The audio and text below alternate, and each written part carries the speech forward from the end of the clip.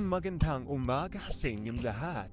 Ngayon ay pag-uusapan natin ang isang napaka-controversial na issue, ang pagtakbo muli ni Joseph Estrada sa pagkapangulo noong 2010. Ayon sa 1987 Constitution, hindi na maaaring tumakbo muli ang isang dating pangulo. Pero paano siya nakatakbong muli? At bakit iba ang kaso ni dating Pangulo Rodrigo Duterte?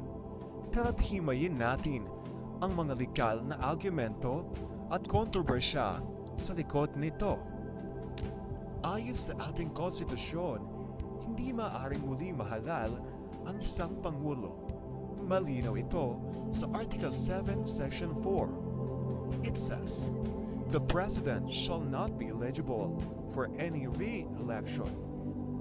Ibig sabihin, kapag natapos na ng isang pangulo ang kaniyang termino, hindi na siya maaaring tumakbo muli. Pero sa kaso ni Estrada, siya ay naalis sa pwesto bago matapos ang kaniyang termino. Kaya ang tanong, nakumpleto ba talaga niya ang isang buong termino?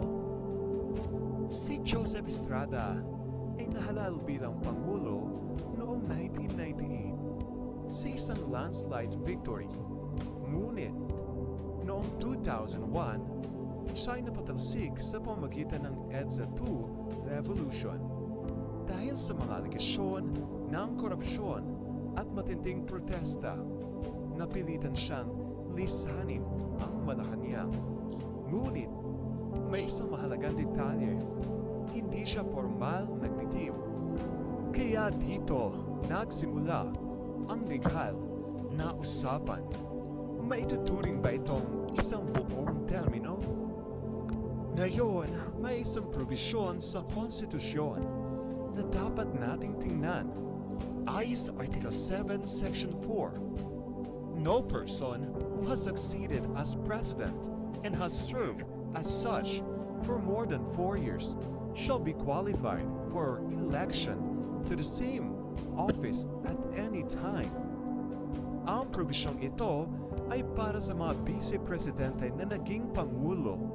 Ngunit ito rin ang naging batayan ng kampo ni Estrada dahil mas mababa sa 4 na taon ang kanyang panunungkulan. Sinabi nila hindi siya sakop ng pagbabawal sa muling pagtakbo. Ibig sabihin, may puwang sa batas na maaaring gamitin bilang depensa. Noong 2010, muling tumakbo si Estrada sa pagkapangulo.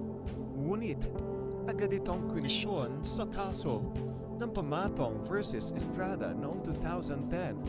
Ang argumento ng kanyang mga kalaban na halal na siya noon, kaya hindi na siya maaaring tumakbo muli. Ang depensa ng kanyang kampo, ayon sa 4-year rule, hindi siya nakapagsilbi ng 4 na taon, kaya hindi siya dapat ipagbawal na muling tumakbo.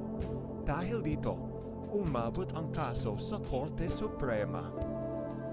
Ano ang naging desisyon ng Korte Suprema? Ang sagot, wala. Sa halip na magbigay ng pinal na hatol kung pwede bang tumakbo si Estrada, ibinasura ng Korte Suprema ang kaso dahil ito ay moot and academic. Anong ibig sabihin nito? Moot, kung wala ng epekto ang isang kaso dahil tapos na ang issue.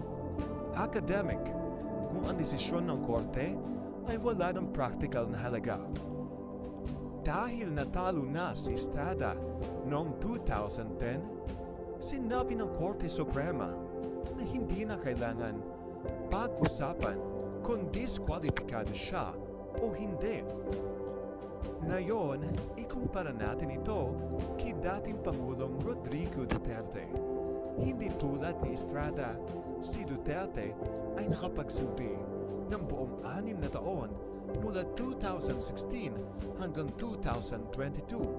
Dahil dito, hindi pwedeng gamitin ang 4-year rule. Lubos siyang sakop ng pagbabawal sa re-election. Ang tanging paraan para siya ay muling tumakbo ay baguhin ang konstitusyon. Ito ang dahilan kung bakit naiiba ang kaso ni Estrada at Duterte. Si Estrada ay nakahanap ng legal loophole, pero si Duterte ay mahigpit na ipinagbabawal sa ilalim ng kasalukuyang konstitusyon.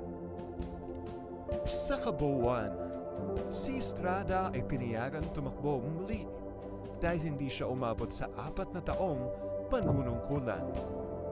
Hindi kailangan ng desisyon ng Korte Suprema kung siya ay kwalipikado o hindi. Si Duterte na nagsilbi ng buong 6 na taon ay tiyak na hindi na maaaring tumakbo muli maliban kung amendahan ang konstitusyon. Ang tanong ngayon, dapat bang manatili ang pagbabawal na ito o dapat ba itong amendahan? Isang bagay na kailangang pag-isipan ng taong bayan. At dito nagtatapos ang ating diskusyon. Maraming salamat sa inyong pakikinig. Bukas po ako sa inyong mga tanong.